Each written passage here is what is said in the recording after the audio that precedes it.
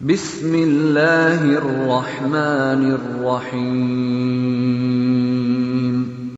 Hello dear student, welcome back. आप भी ईद मनाए होंगे। ईद के जस्ट बाद हम लोग असरिनो फिर से चलेंगे।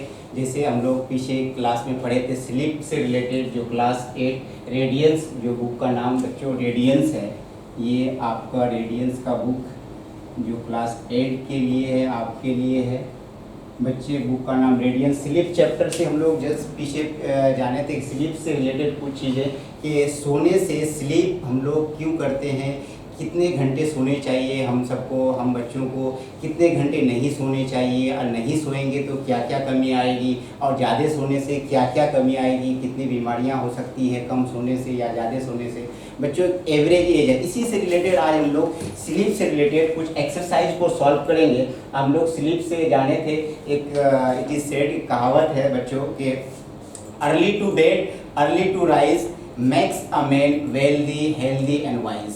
आप जल्दी से सोने चले जाएं और सुबह सवेरे जल्दी से उठें तो इंसान को क्या बनाता है, वो जल्दी सोना और जल्दी उठना आपको दौलतमंद बनाएगा, आपको हेल्दी रखेगा और अक्लमंद भी बनाएगा। और आपको भी क्यों नहीं अच्छा लगेगा इस टाइप के करने को कि जल्दी सो जाएं और जल्दी उठें सुबह, ताकि आप क्लास वगैरह में ये नहीं नैप नहीं कर सकें, आप आंखें नहीं आपके झपके, पलके नहीं झपके, अच्छे से कॉन्सेंट्रेट हो, आप healthy stay healthy, fight sickness, आपको कमज़ोरी से लड़ने में ताकत मिलेगी बच्चों। इसी स्लीप से रिलेटेड कुछ एक्सरसाइज, कुछ क्वेश्चंस है। ऐसे ही तो आपको बहुत सारे सॉल्व किए होंगे, जो मेन है बच्चों, कुछ हम आपको इसमें से बता रहे हैं। जो जैसे फर्स्ट क्वेश्चंस एक्सरसाइज का यहाँ पे आप बोर्ड पे देख रहे होंगे, बी का 1, जो आपके लिए थोड़ा सा टफ है, लेकिन हम आपको बता रहे हैं बच्चों कि ये चीज़, ये एक एवरेज यहाँ पे क्वेश्चंस है। For how long does an average adult sleep, कि एवरेज जो एडल्ट है, एडल्ट का मतलब बच्चों यहाँ पे 13 प्लस मतलब टीन एज को लिया गया है, और उससे आप 18 प्लस भी कर सकते हैं, जो आपकी एज से ज़्यादा है। जो 13 प्लस है, आप 8th क्लास में हैं, तो वो कितने घंटे सो सकते हैं। तो इसमें आपको आंसर 7 आवर्स 20 मिनट, यानी 7 घंटा 20 मिनट वो बच्चे आप सो सकते हैं। इनमें से भी 8%, जो 8% लोग हैं, ये बोलते हैं कि 5 घंटा या मोर, 5 घंटा से भी ज़्यादा सो सकते हैं, मिनिमम 5 घंटा या उससे ज़्यादा। और इसमें से 4% बच्चे एडल्ट बोलते हैं कि कम से कम 10 घंटा सोना चाहिए।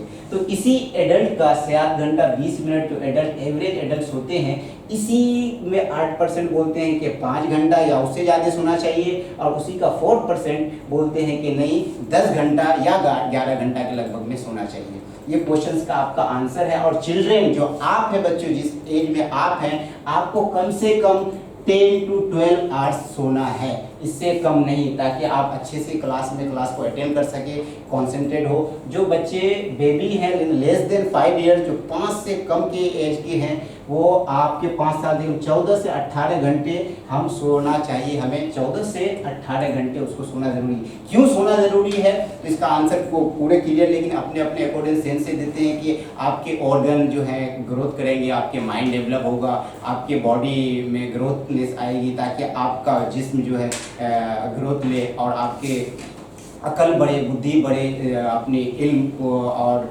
अपने जहन जो है आपका तरोताज़ा हो, और आप अच्छे से अच्छे कुछ कर सके, ताकि, क्योंकि कहा जाता है कि सोना जिस्म के लिए ग़िज़ा होती है। बात सही है बच्चों। तो ये आंसर आपका। एंड सेकेंड है आपका इसी से बी का 1 से, कि what are the most common cause of sleep problem.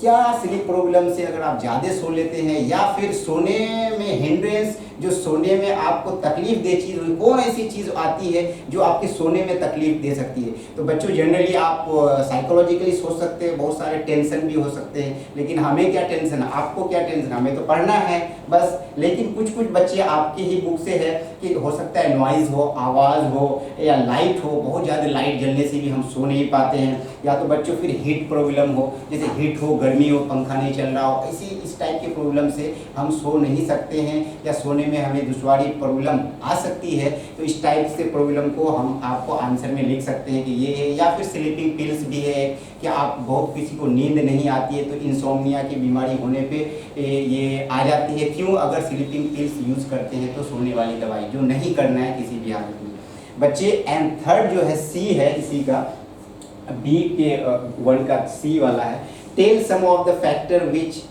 Affect sleep. यही है सेम आंसर जो आपको मैंने बताया। नॉइज़ है, लाइट है, हीट है, कोल्ड है, उसको न्यू सराउंडिंग में कई न्यू जगह आप शिफ्ट कर जाते हैं, वहाँ पे भी नई जगह से बिस्तर से आपको हो सकता है नींद की प्रॉब्लम हो, या टास्क आप नहीं बनाए होंगे क्लास का, जो होमवर्क नहीं हो सकता उसकी प्रॉब्लम हो, उसकी वजह से हो। इस टाइप की प्रॉब्लम्स हमारे लाइफ में आती है, जिसकी वजह से ये फैक्टर हो सकता है नींद नहीं आने का बच्चों। एंड लास्ट है when do the bodily function get slow. बच्चे स्टेज 5 का है, आपको हम अभी जस्ट बता रहे हैं कि नींद के लिए 5 स्टेज रखा गया है कि आपके लिए ऐसे तो 2 फेज में बांटा गया है, एक ये आधी रात से पहले और आधी रात के बाद, यानी रात के 12 बजे ही मान लीजिए, 12 बजे रात से पहले और रात के 12 बजे के बाद। 12 बजे से पहले आप ख्वाब कम देखते हैं, आप डीप स्लीप में कम जाते हैं, लेकिन 12 के बाद आप एकदम डीप स्लीप में चले जाते हैं, बिल्कुल गहरी नींद में, जिस वक्त आप ड्रीम करते हैं, एकदम ख्वाब देखते हैं, ख्वाबों की दुनिया में हम आ जाते हैं, हमारी बॉडी जो है एकदम स्लो हो जाती है। उसी वक्त माइंड एक्टिव रहता है, लेकिन हम अपने ख्वाबों की दुनिया में रहते हैं सेकेंड फेज में। इसका आंसर है बच्चों। और अब बच्चे ये इसका लास्ट क्वेश्चन का आंसर था। अब हम लोग बी का 2.1 जो आपके लिए है कि स्टेज, यहाँ पे आपको खाली स्थान है, आप ग्रुप में देख भी सकते हैं बच्चों। नॉट इन स्लीप, ये not in sleep stage first का है कि स्टेज फर्स्ट में यानी फेज 1 में जो है हम नॉट इन स्लीप करते हैं। स्टेज 2 एंड 3 में बच्चों हम तो जाते हैं सोने के लिए, आपके इसमें 3 एंड 4 में दिया है, you are in deep sleep, your breathing and heart rate slow down and your body is motionless. तो आपकी जो बॉडी होती है उसको मोशनलेस हो जाती है, एकदम बिल्कुल आपका माइंड एक्टिव रहता है। ये स्टेज 2 एंड 3 का है बच्चे। आपका लास्ट है फेज 1 और फेज 2 का।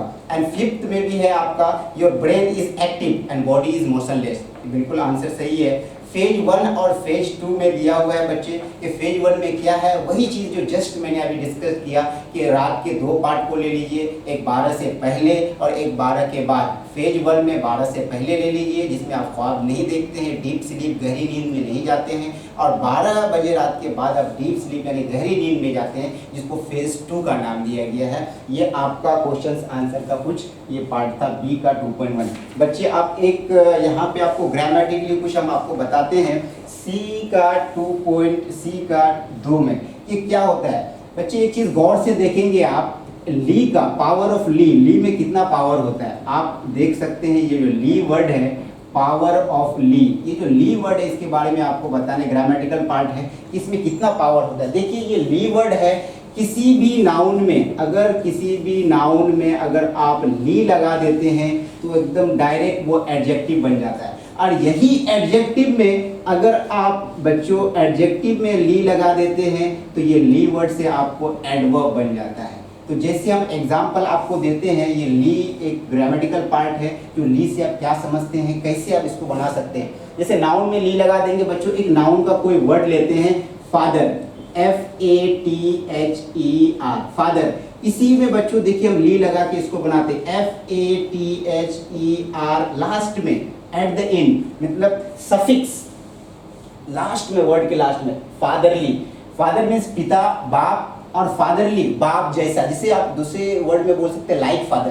तो फादर, फादरली। उसी तरह बच्चों आप ले सकते हैं मदर, इसी तरह ये मदर से क्या हो जाएगा, मदरली, यानी माँ जैसी।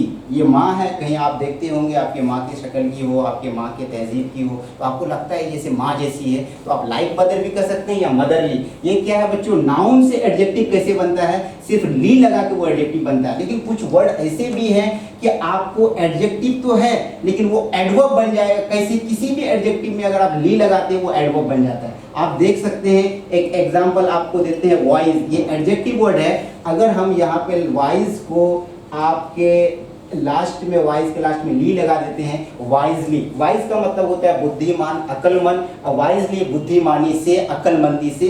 इस टाइप के वर्ड भी आपको एक्सट्रीम से एक्सट्रीमली आ सकता है। बहुत सारे एग्जाम्पल हैं बच्चे कि आपको सिर्फ ये जानना है कि ली वर्ड से कैसे बनाएंगे। तो किसी भी वर्ड के नाउन के लास्ट में अगर ली लगा दीजिएगा वो एडजेक्टिव बन जाता है, एडजेक्टिव बन जाएगा। और किसी भी एडजेक्टिव के लास्ट में ली लगा दीजिएगा तो ये एडवर्ब बन जाएगा बच्चों। ये एडवर्ब का एग्जांपल है यहाँ पे, और ये एडजेक्टिव का एग्जांपल है, ADJ जो शॉर्ट फॉर्म पे आता है इनका।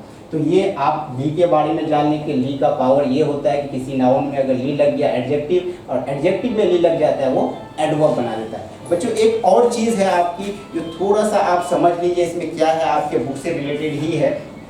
आप देख सकते हैं बच्चों, आप स्क्रीनशॉट जूम करके भी ले सकते हैं इसको। आप देखिए, आपको हम एक और ग्रामेटिकल पॉइंट बताते हैं जो आपके एक्सरसाइज से रिलेटेड है कि हम लोग कैसे उसको समझेंगे, क्या है, कैसे है, उसको क्या है, कैसे बनाया जा सकता है। जैसे 3 सेंटेंस आते हैं बच्चों, ये थोड़ा ग्रामेटिकल डीप ग्रामर है आपके लिए। देखिए एक सिंपल सेंटेंस होता है बच्चों, सिंपल सेंटेंस, सिंपल सेंटेंस। एक होता है compound sentence, compound SENTENC compound. एक होता है complex sentence, complex sentence number 1, number 2 and number 3। ऐसे 4 भाग में कॉम्पाउंड कॉम्प्लेक्स भी होता है, लेकिन 3 आपको ज़्यादातर माना जाता है। बच्चों देखिए अकॉर्डिंग टू स्ट्रक्चर, जो सेंटेंस का स्ट्रक्चर के अकॉर्डिंग 3 पार्ट में सेंटेंस को बांटा गया है। स्ट्रक्चर बनावट के हिसाब से simple sentence, compound sentence and complex sentence, जो आपके एक्सरसाइज में पूछ रहा है कि ये तीनों क्या होते हैं, कि कौन कौन से वर्ड आते हैं। सिंपल सेंटेंस बच्चों आप देख सकते हैं कि एक सब्जेक्ट होगा और एक फिनिट वर्ब, यानी ऐसा वर्ब जो अपने सब्जेक्ट के अकॉर्डिंग बदल जाए। फिनिट वर्ब, सब्जेक्ट जिसको फाइल बोलते हैं और वर्ब जिसको फ्रेल बोलते हैं। तो जैसे एग्जांपल में आपको दिखाते हैं सिंपल एकदम, जैसे आप बोल सकते हैं I go, you go, dogs bark, dog barks, इस टाइप के को सिंपल बोलते हैं। I am going, you are coming, I am coming, you are eating, I am eating, she eats, they eat, इस टाइप के सेंटेंस सिंपल बिल्कुल जो perfect meaning दे। इस टाइप का एग्जांपल हम ले लेते हैं बच्चों। देखिए आप देख सकते हैं यहाँ पे लिखिए डॉग, डॉग्स, कुत्ते, बहुत सारे कुत्ते।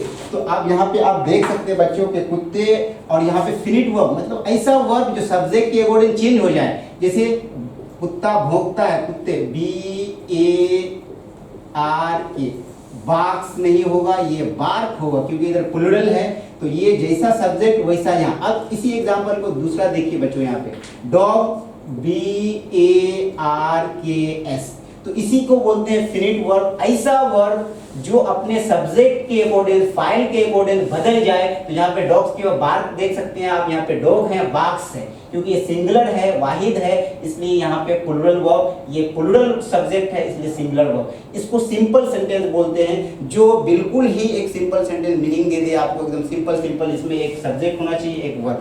लेकिन कंपाउंड सेंटेंस किस सेंटेंस को कहते हैं बच्चों, आपको बता दें कि जिसमें एंड लगा हुआ हो या और लगा हुआ हो, इस टाइप के वर्ड को कंपाउंड बोलते हैं, या एज वेल एज लगा हुआ हो। इस टाइप का कुछ कुछ एग्जांपल है जो कंपाउंड का एग्जांपल में आता है। इसी तरह कॉम्प्लेक्स के एग्जांपल में कौन कौन आता है, तो कॉम्प्लेक्स के एग्जांपल में बच्चों देख सकते हैं आप, इफ लगा हुआ हो या एज इफ लगा हुआ हो, या फिर उस सेंटेंस में कभी आप ये देख सकते हैं कि इफ हो, एज इफ हो, या बिफोर हो बच्चों, बिफोर हो या आफ्टर हो।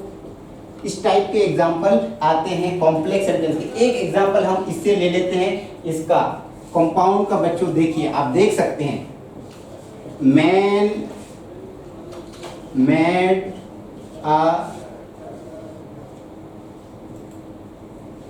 बच्चों यहाँ देख लीजिए एक बार और, God made the man and man made the town. यहाँ पे देखिए बच्चों 2 सेंटेंस है। जब 2 सिंपल सेंटेंस एंड से जुड़ा हुआ हो, 2 सिंपल सेंटेंस, जब 2 सिंपल सेंटेंस एंड से जुड़ा हुआ हो उसको कंपाउंड सेंटेंस बोलते हैं। उसी तरह 2 सिंपल सेंटेंस और से जुड़ा हो या एज वेल एज उसको, तो आप देख सकते हैं यहाँ बीच में एंड है जो थोड़ा डीप ग्रामर है आपके लिए। गॉड मेड द मैन, खुदा ने, अल्लाह ने किसको बनाया, इंसान को बनाया। And man made the town, और इंसान ने किसको बनाया, तो ये टाउन को, शहर को जो आर्टिफिशियल बनाया। तो पहले खुदा ने इंसान को, फिर इंसान ने टाउन को। तो ये हम लोग सेंटेंस में नहीं जाएंगे, देखेंगे कि एक सेंटेंस यहाँ सिंपल सेंटेंस एक है, ये दूसरा सिंपल सेंटेंस है। अब दोनों जब एंड से मिल गया बच्चों तो ये कंपाउंड सेंटेंस मिल गया। ये हमारा कंपाउंड का एग्जांपल था कि जब भी एंड से 2 सिंपल सेंटेंस मिलते हैं तो कंपाउंड होते हैं। एंड लास्ट आप थोड़ा सा कॉम्प्लेक्स को देख लेते हैं। क्योंकि हमारे एक्सरसाइज से रिलेटेड है, इसको जानना भी बहुत ज़रूरी है। बच्चे देख सकते हैं आप यहाँ पे इससे रिलेटेड एक एग्जांपल कोई भी ले लेते हैं। चलिए इफ ही का ले लेते हैं। इफ यहाँ देख सकते हैं बच्चों कॉम्प्लेक्स का एग्जांपल दे रहे हैं, ये कॉम्प्लेक्स का एग्जांपल आपको दे रहे हैं। देखिए if you come to me, अगर आप मेरे पास आएंगे, आई विल गो देयर, मैं वहां जाऊंगा। बच्चे देखिए ये क्लॉज है, सबऑर्डिनेट क्लॉज बोलते हैं इसको इफ लगा के, क्योंकि ये शर्त पे डिपेंड है कि अगर आप यहाँ आएंगे, ये है सिंपल प्रेजेंट में, लेकिन ये फ्यूचर ही के मीनिंग में आएगा। If you come here, if you come to me, अगर आप मेरे पास आएंगे, आई विल गो देयर, तब मैं आपके पास जाऊंगा। मतलब ये एक दूसरे पे डिपेंड हो रहा है। जो सेंटेंस एक दूसरे पे डिपेंड होके बनता है सेंस से, तो समझ जाइए वो कॉम्प्लेक्स सेंटेंस का एग्जांपल होगा। क्योंकि देखिए अगर शर्त रख रहा है अगर आप आएंगे तब मैं जाऊंगा, इसका मतलब आपके आना पर ही मैं जाने पर तैयार हूं कि आप आएंगे तब मैं जाऊंगा। जो इफ का अगर या यदि मीनिंग देता है, तो बच्चों इस टाइप के एज इफ का भी होता है। जैसे आप बोल सकते हैं she speaks as if like prime minister, वो बात करती है मानो कि वो प्राइम मिनिस्टर है। इस टाइप के बहुत सारे एग्जांपल बिफोर में भी बोल सकते हैं। I had done my work before eight, मैं खाने से पहले मैंने अपने आप पूरा काम कर लिया। तो इस टाइप के बहुत सारे एग्जांपल है बच्चों जो कॉम्प्लेक्स का है, जो डिपेंड होगा वो कॉम्प्लेक्स, जो हम वजन रखेगा बराबरी देगा वो कंपाउंड, और जो सिंपल सेंटेंस एक सब्जेक्ट और एक वर्ब से मिलके बना होगा वो सिंपल सेंटेंस का एग्जांपल होगा। बच्चे ये सेंटेंस का एग्जांपल था जो आपके एक्सरसाइज में है, थोड़ा ग्रामेटिकल पार्ट है। आप ग्रामर पोर्शन को भी देखेंगे, इसमें और आपको डीप मिलेगा आज यही तक। और जो भी इससे रिलेटेड आपको पूछना रहे कमेंट बॉक्स में पूछ सकते हैं। कोई भी क्लैरिटी करना हो आप इसको लाइक और शेयर करना नहीं भूलें।